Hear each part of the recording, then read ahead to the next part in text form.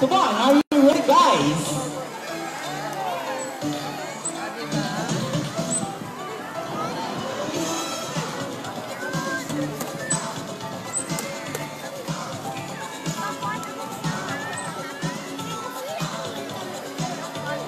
Come on, let's be right here and start the show.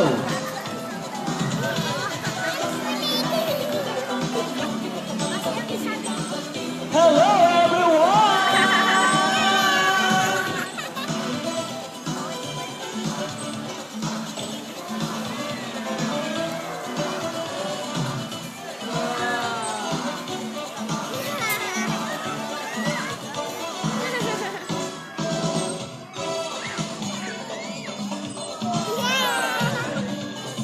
How about a round of applause for that wonderful entrance? Good afternoon to everyone and welcome to Aquatica. By the way, my name is Sarah and let me introduce to you our Sea Lion friends together with their trainers, one at a time. On your left side is the only male South American sea lion that we have here. And according to his trainer, he is the handsome one. Wow, what a foggy smile! His name is Vincent, together with trainer Johnny. Say hi! While on the other side is the eldest female South American sea lion. And according to her trainer, she is the sexy yes! Oh, don't be shy, girl. Her name is Sandra, together with trainer Ram. Say hello! Now let's continue. So guys, do you have any idea why they are called fin of feather-footed marine mammals? Idea? Do they have feathers? Well, let's ask them. Hey buddies, do you have feathers? Oh, and the answer is no. It's actually because of their front flippers, which are shaped like a bird's wing. See those? The term pinnipeds may also be translated as winged, since their flipper do look somewhat like a wing. In fact, flying underwater as they swim from place to place. Right, buddies? And you know, they are also still because they look very much alike. But some differences between a seal and a sea lion is the fact that they have bigger front flippers. And they can turn their back flippers, something seals cannot do. As a result, they can walk upright while on land. And that's a fine demonstration. How about a roll of applause for Sea Lion friends? And you know what? They have this long and flexible neck. How flexible it is? Well, check this out. Wow, so flexible, right? How about another round of applause for Vincent and Sandra? As you can see, their bodies covered with a thick coat of short coarse hair, and their whiskers help the sea lion's sense of touch. They contain nerve fibers, which make them sensitive. Wow, nice smile. Hey! And they may also use their whiskers to aid in navigation or to detect vibrations from prey in the water. And their small external ears give good sense of hearing both above and below the water surface. Sea lions, like many marine mammals, can see well both above and underwater. They have keen eyesight, but no color vision. In the wild, they inhabit waters close to shores, block rocky cliffs with tide pools, and have a preference for rocky beaches. They have excellent climbing ability and can easily stay rocky cliffs. Well, check this out. What a pair of strong front flippers. Now let's talk about their swimming ability, and let's start with Vincent, the handsome one. Sea lions generally cruise at around 11 miles per hour using the rowing movement of their front flippers, while their back flippers are stretched out behind their body, functioning as rudders for steering. And that is their normal swim. Nice and easy. Thank you so much, Vincent and trainer Johnny. But when chasing their prey or escaping from predators, they can achieve a burst speed up to, ready Sandra, and 25 miles per hour!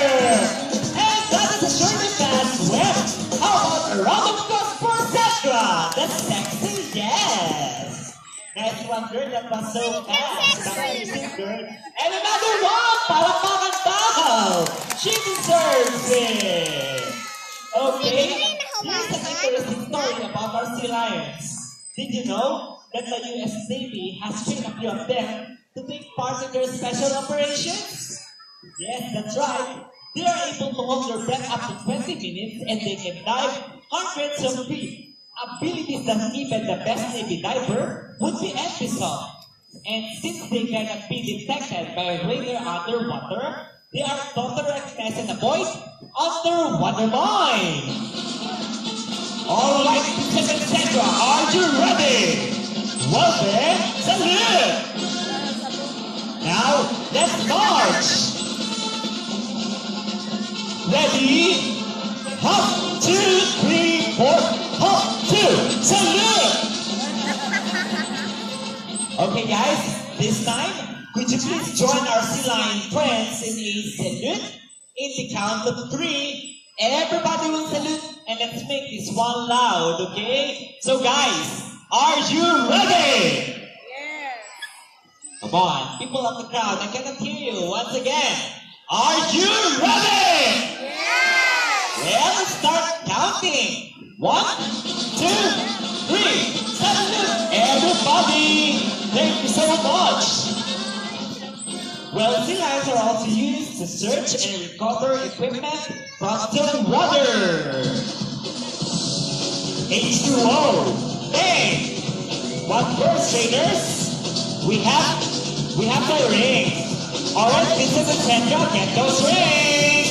Princess Gavin and also Sandra. How about a round of applause for our sea lion friends? And we're gonna jump palakpakan down po dyan. They're asking for it. Great job, buddies. And what do we have next, traders? We have the balls. And how do you think they get the balls? It's a 4 dance! Careful, but almost there! Instead, let's wait for Vincent. Ready? And fantastic! How about a round of applause for Vincent and Sandra? What a big balancing balance, alright! Okay, I think you got everything. The balls and the rings and the rings and the balls. Now let's continue. You know what, guys? Here in Manila Ocean Park, we have 5 South American... Trainer Ram, Sandra stopping you. What does she want? Oh, gusto niya ng isda. You first now, may I continue now? Okay, thank you. As I was saying, here in Manila Ocean Park, we have 5 South American sea lions and Trainer Ram, Sandra stopping you again. Maybe she wants to say something. Alright, tell us, girl. And what did she say? Oh, we are not yet done. And why? What? There's one more missing object. Are you sure about that sexy girl? Oh, she's pretty sure, huh? Alright, let's ask Vincent on the other side. Hey, handsome one. Is there one more? No more. Sure, no more. Alright, let's ask the audience to be fair. Hey guys, is there any one more missing object? I'm done. Are you sure? Really sure? Oh, look at you. You make Vincent so sad. Hey Sandra, what are you doing? Cut that out. That's bad. Alright. If there's one more missing object, could you please tell Vincent what that is and say? A what? Yes, a gun. Are you right, Sandra? Well then, it's a mission for us to search for that missing toy gun. Let's go! Páginas amigos! Time for Mission Impossible. Find that missing toy gun.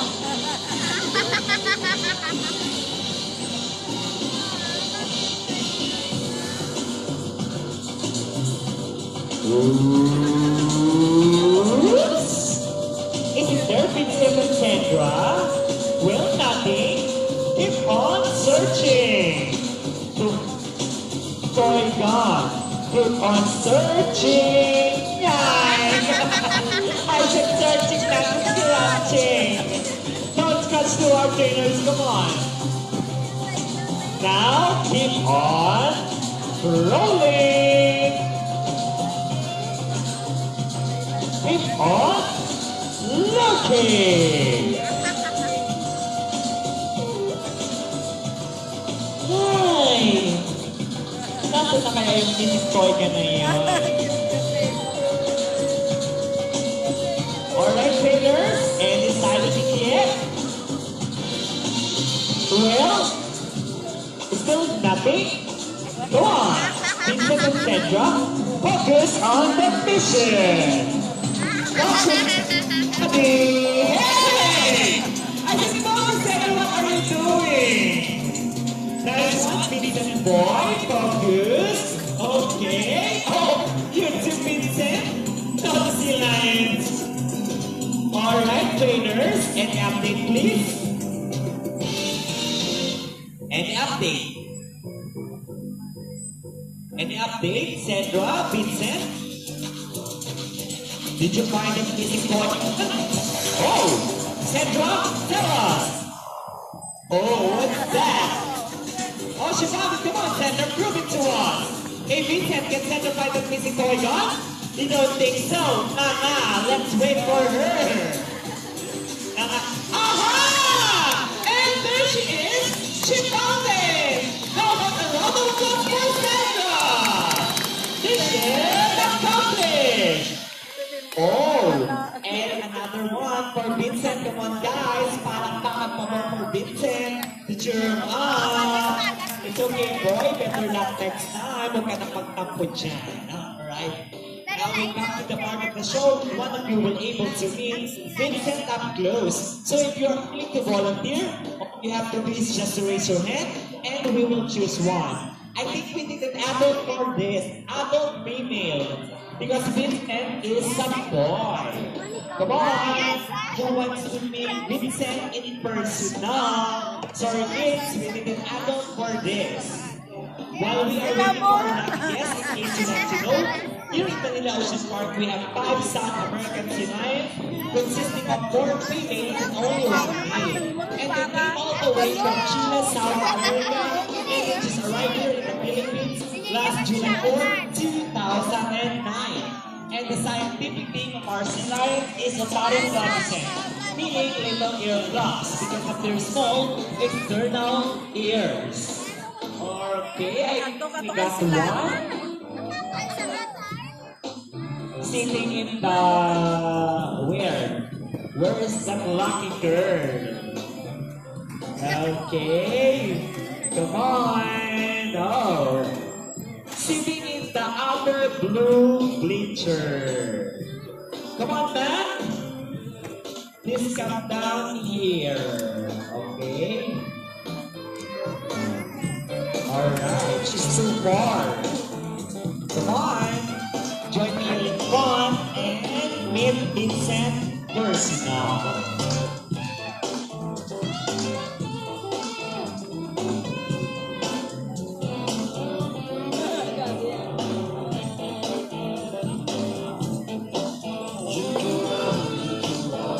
Come on, man, let's do this. Let's join me here in front. Okay, first, good afternoon, and can I have your name, please, and where you're from? Sanita from Davao. How about a round of applause to our lucky guest, Miss Sanita from Davao. Okay, ma'am. Go ahead and make your way through Vincent and Trainer John. Okay, layo ni Ma'am, Davao City. Okay, Miss Sanita, question. Is it your first time to meet a trained sea lion up close? First time, ma'am? Well, a flipper shape is always appropriate. Hold Vincent Clipper, look at the camera, then smile. Hey Vincent, sabi ko smile. There you go, Pocky. Okay, alright ma'am, you deserve more points with Vincent. This time, hold Vincent's shoulder. Look at the camera again, then give your best smile. Syempre, top Facebook profile. Okay, I think we are done. Okay, Vincent, say goodbye to Miss Anita. Goodbye, ma'am. Goodbye. Why no? Is there something else? Oh, tell Trainer John.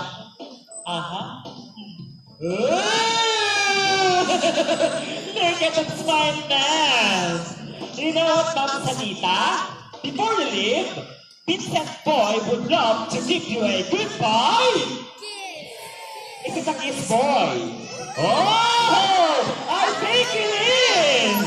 And the kiss should be on the, syempre, lips. And let's give it a close with Vincent. Alright, ma'am, it's very simple. First, you need to fix your hair. Okay? 2 hands at the back. Okay? What are you doing, Vincent? Oh, refreshing! Nagpa-press ko pa si Vincent. Excited sa kiss. Okay, ma'am? Lean forward to Vincent and offer your lips for 3 lovely seconds. Okay, ma'am? Ready? Hold it, let it go! 1, 2, and 3! And the therapy comes back, Steel Lion! Jackpot! Masaya si Vincent! Okay, ma'am? How about on your cheek this time? On your cheek. Wow! Magino si Vincent. Okay? Since you're a good sport, how about a walk shot? Hold Vincent Flipper. 1 hand in the air, open your mouth. Walkie! How about the round of applause to our lucky guest, Miss Sanita from Davao City. Okay, ma'am, you may go back to your seat and enjoy the rest of the show. Alright, thank you. Careful. Okay, ma'am, ano po ako sa inyo? How's the kiss with Vincent, boy? Wala nang tubig. Amoy isda. Amoy isda. Okay, ma'am, thank you. By the way, guys, we would like to invite you all to a photo encounter with our sea lion friends at Marine Life Habitat, wherein you can get a kiss, a flipper shake, or a walkie shot just like that. So if you are interested, all you have to do is to stand up with our handsome photographer right here wearing a green shirt. So what are you waiting for? Grab this opportunity right after the show. So, this time, would you like to see a dance number for our sea lion friends? Come on guys, nasa na po ang ating energy dyan. Would you love to see the dance? And hit it, maestro! Sasayaw ba yan, Jen? Hawaii five for you guys. Come on, trainers, show them the move. Now, let's move it!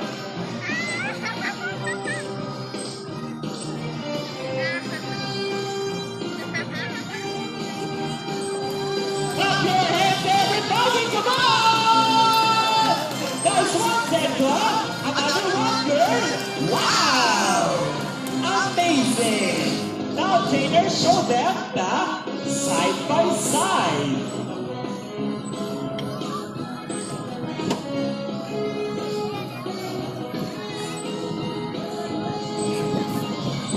And they flipper dancing into the water for the water ballet. Twist it and turn it. Come on, trainers, twist it well. Nice twisting, Sandra. Around the world we'll go, round and round.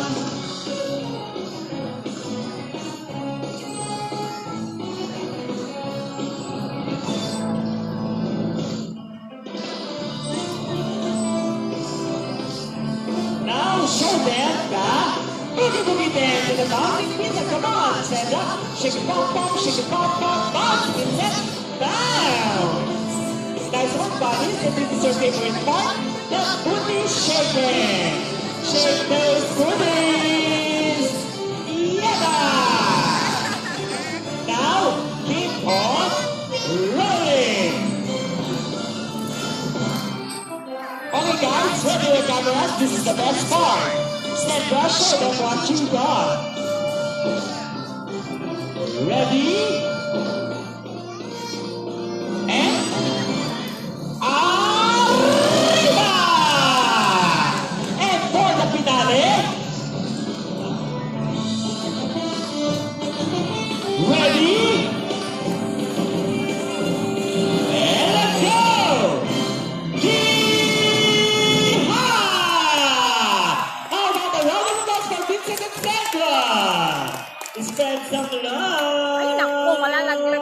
cellphone ako. One.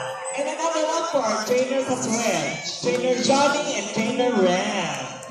We hope you all enjoy spending your afternoon here at Aquatica with your newfound friends, the South American Sea Lion, Vincent and Sandra. And we hope that even after your leave, you will take this experience wherever you go. Always keep in mind that we are the steward of our planet, and thus, each one of us must do what we can to protect and conserve all the inhabitants of our Mother Earth, including ourselves. So on behalf of Trainer Johnny and Vincent, Trainer Ren and Sandra,